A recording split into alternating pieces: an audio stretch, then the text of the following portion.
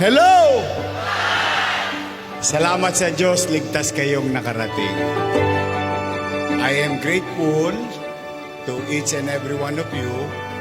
Pinagpapasalamat ko na dininggin ninyo yung imbitasyon ko. Maraming salamat sa bawat isa. Itong usapan na ito, hindi na tungkol sa amin. Tungkol na ito sa taong bayan.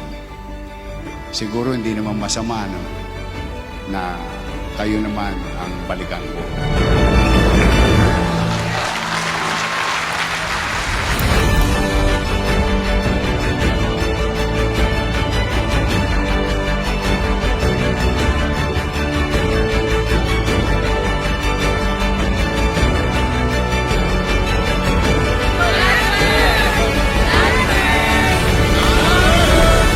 Salamat sa Diyos.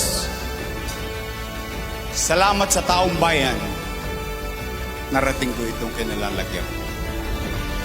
Siguro hindi naman masamang lingunin ko naman kayo. Ako naman, alam nyo, ang utang na loob, walang katapusan na kabayaran. Totoo po yun. Naniniwala po ako doon hanggang ngayon. Siguro, tatanaw na lang ako kay Boss Danny ng utang na loob sa ibang pamamaraan. Bagay naman na tanawin ko ang utang na loob ko sa taong bayan.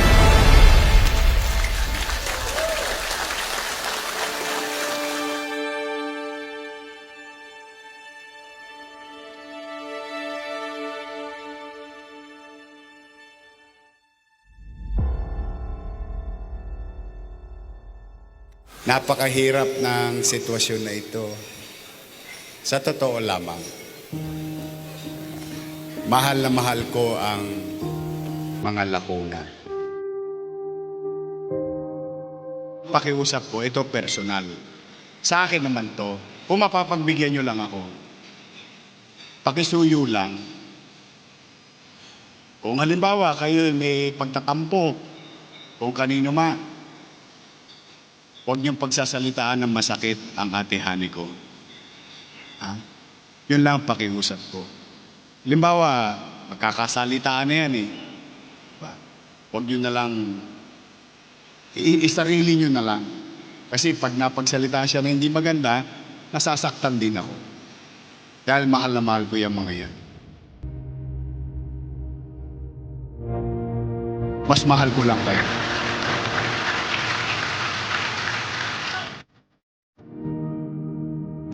Makipagtulungan kayo sa kasalukuyang administrasyon. Halimbawa, may programa, ikabubuti ng nasasakupan ninyo, suportahan ninyo. Kasi kapakinabangan naman yun ng Batang Maynila. Di ho ba? Okay ba yun sa inyo?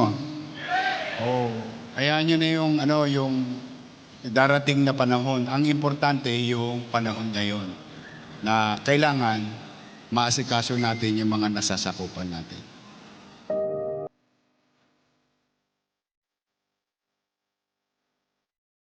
Kami ba, halimbawa, kwentuhan lang, sasamahan nyo ba kami ni Ali?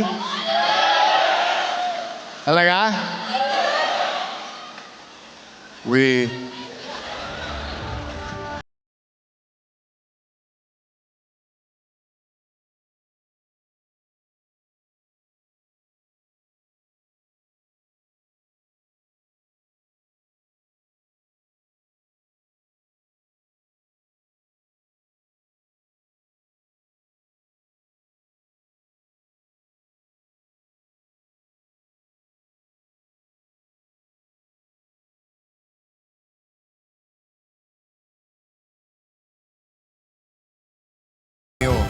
Mga Batang Maynila. Magandang gabi. Pagpalain nawa kayo ng Pong May Kapal. Manila! God first. Thank you.